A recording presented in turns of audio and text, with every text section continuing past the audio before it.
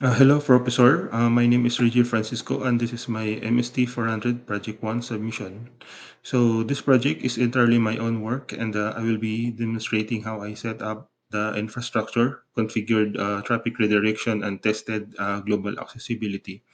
So, the goal of this project is to deploy a resilient company website across two Azure regions, the Canada and the Ireland. So, to ensure high availability and redundancy.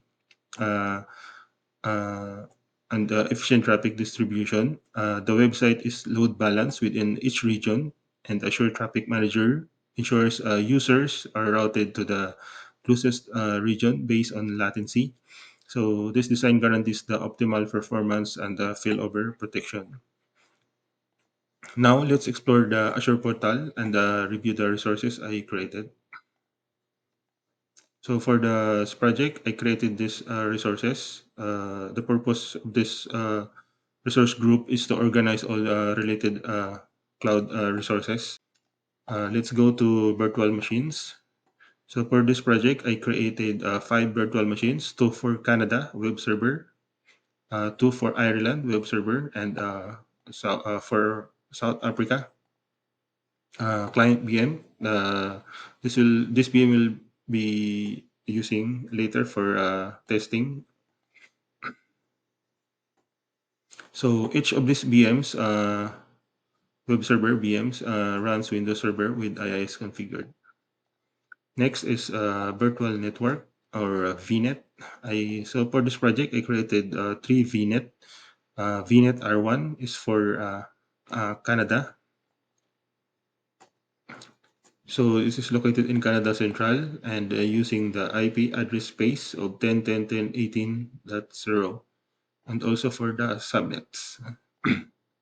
For the VNet R2, this is for Ireland, and it is located in North Europe.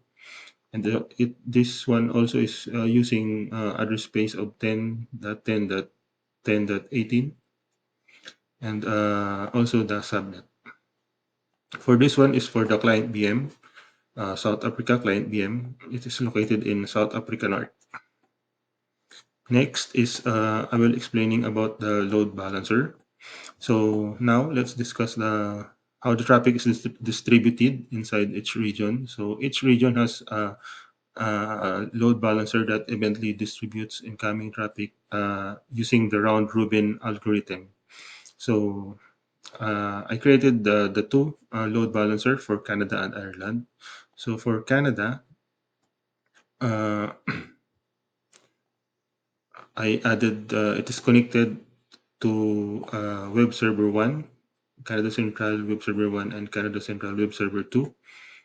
And for Ireland, this one is also connected to Ireland Web Server 1 and Ireland Web Server 2. So for the health probes, uh, this is the configuration that I created.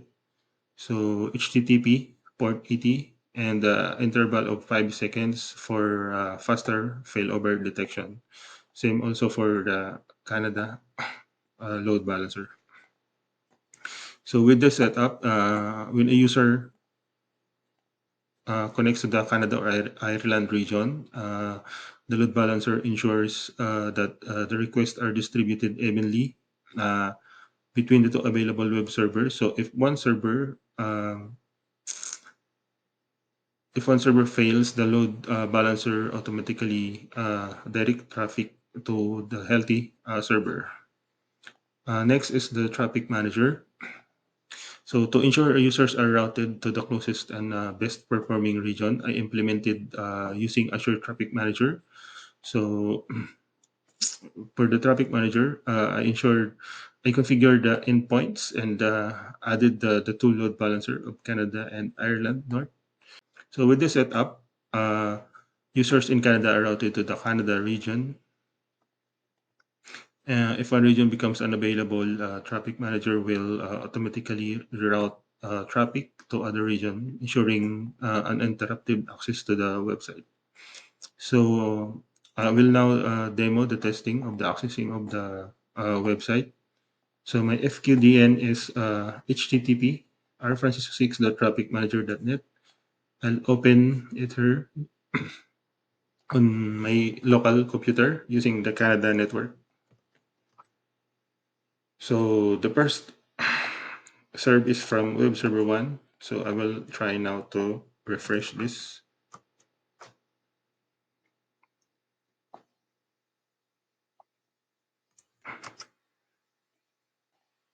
So maybe there's a cache. So as you can see, it served. We are now seeing responses from Canada Central Web Server 1 and Web Server 1 and Web Server 2. So I will now try opening the virtual machine of South Africa client VM. Download RDP.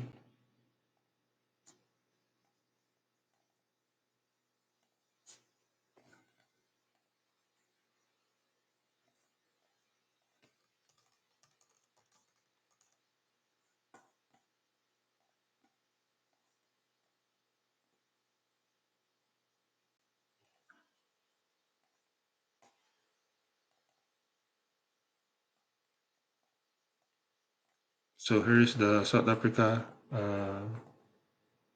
So here is the South Africa client VM. It serves traffic routed from Ireland Web Server 1. So I will now try to refresh this one. So we can see that the traffic is routed to Ireland Web Server 1 and Web Server 2. So because we are accessing the website from South Africa, Traffic Manager detects that the Ireland region has the lowest latency and the routes are request there. So this confirms that our global traffic redirection is working correctly.